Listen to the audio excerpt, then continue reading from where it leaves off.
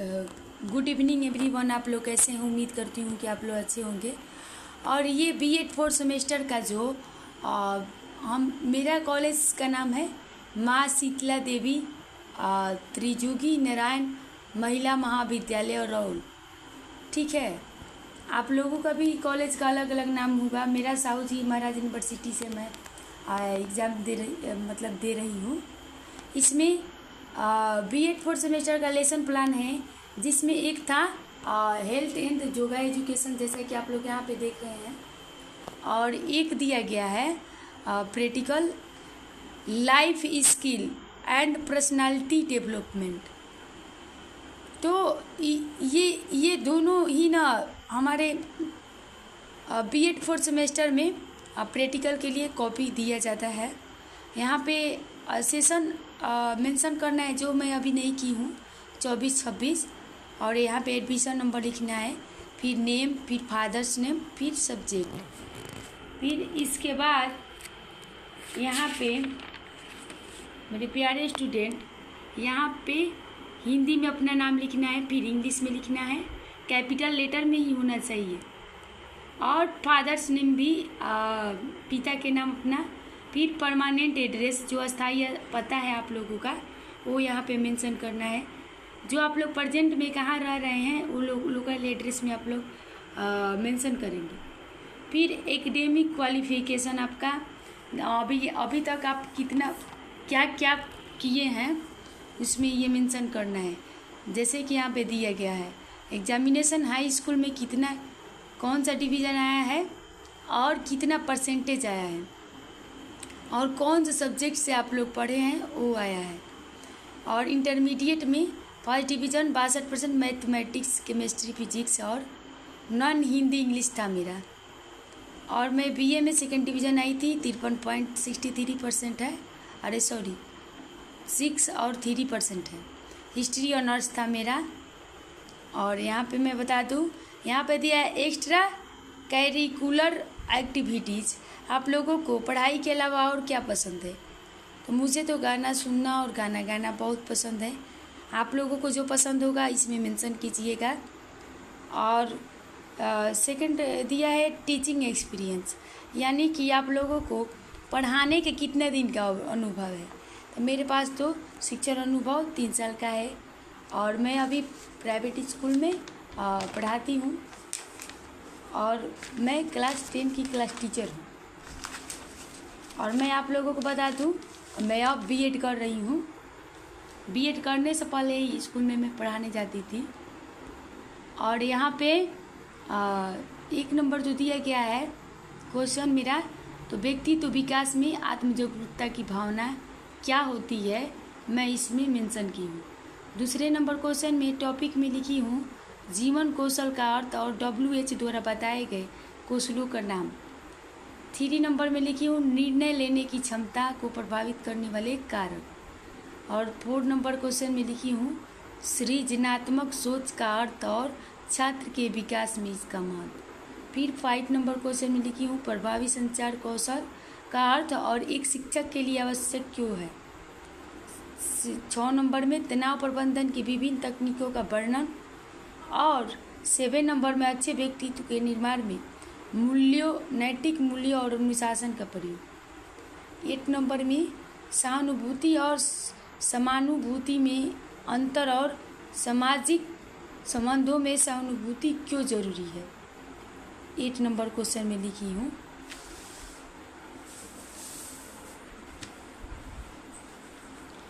यहाँ पे 1 number question जैसा कि आप लोग देख रहे हैं कि व्यक्तित्व विकास से आत्मजागरूकता की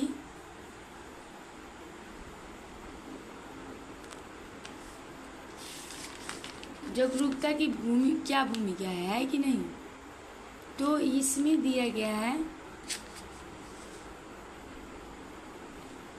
देखिए इसका मैं ये लिखी हूँ आत्मजागरूकता की भूमिका है, जो 5 दिया गया है। फिर यहाँ पे देखिए सबको एक एक करके उसका परिभाषा लिखी हूँ। जैसा कि आप लोग यहाँ पे देख सकते हैं, भावनात्मक नियंत्रण, आत्मविश्वास में वृद्धि, बेहतर सामाजिक संबंध और आत्म जागरूकता की भूमिका का निष्कर्ष। फिर यहाँ पे सेकेंड क्वेश्चन का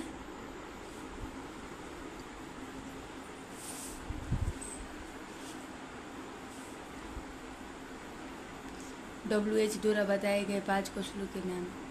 आत्म जागरूकता, समानुभूति, निर्णय लेना, प्रभावी संचार, तनाव प्रबंधन, ये सारे का मेंशन की हूँ मैं, 5 को है और इसका एक एक करके परिभाषा लिखी हूँ।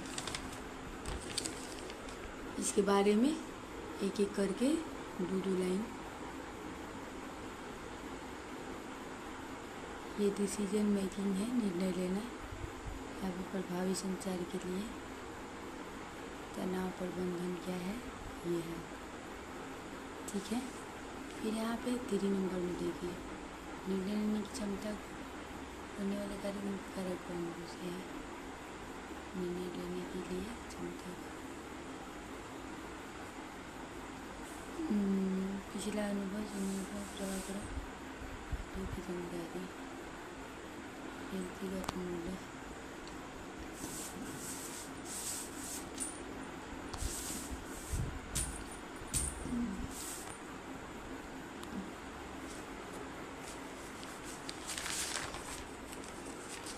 यहाँ पे जैसे आप लोग देख सकते हैं,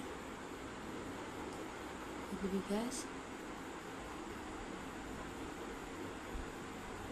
भावनात्मक स्थिति, उपलब्ध जानकारी और व्यक्तित्व मूल्य और नैतिकता।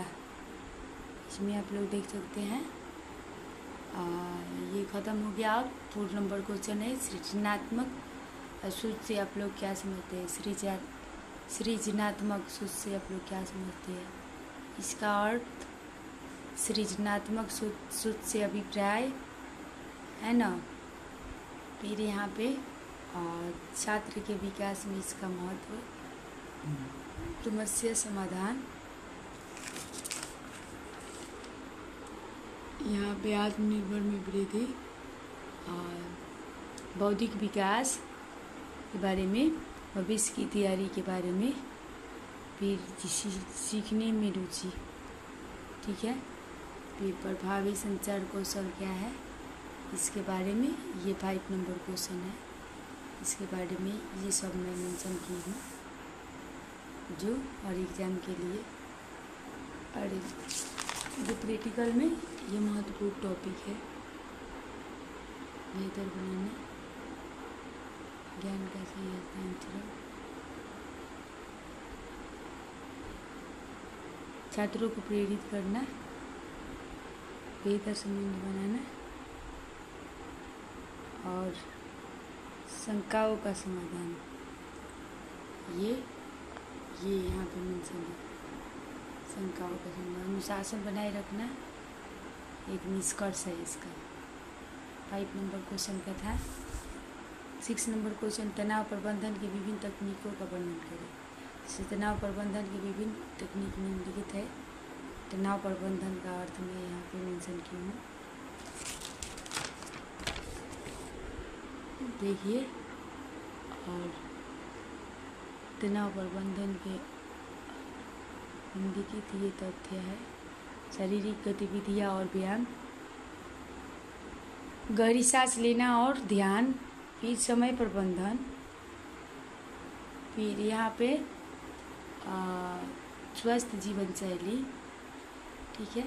फिर यहाँ पे सकारात्मक दृष्टिकोण, फिर यहाँ पे सामाजिक जुड़ाव, फिर यहाँ पे समाप्त हो गया है। 7 नंबर क्वेश्चन देखिए, एक अच्छे व्यक्तित्व के निर्माण में नैतिक मूल्य और अनुशासन का क्या योगदान है। एक अच्छे व्यक्तित्व के निर्माण में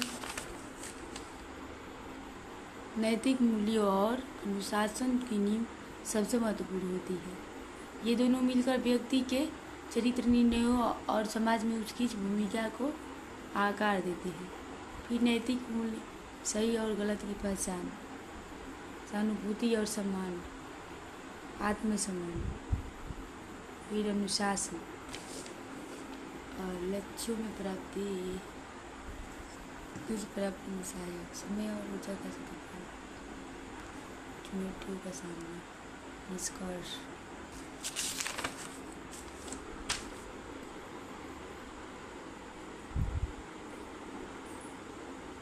अनुभूति और समानुभूति से में क्या अंतर है? हमारे संबंधों में सहानुभूति क्यों जरूरी है? यहाँ पे मैं दोनों के अंतर दिखाई हूँ। जैसे कि आप लोग देख रहे हैं, सहानुभूति और समानुभूति में अंतर।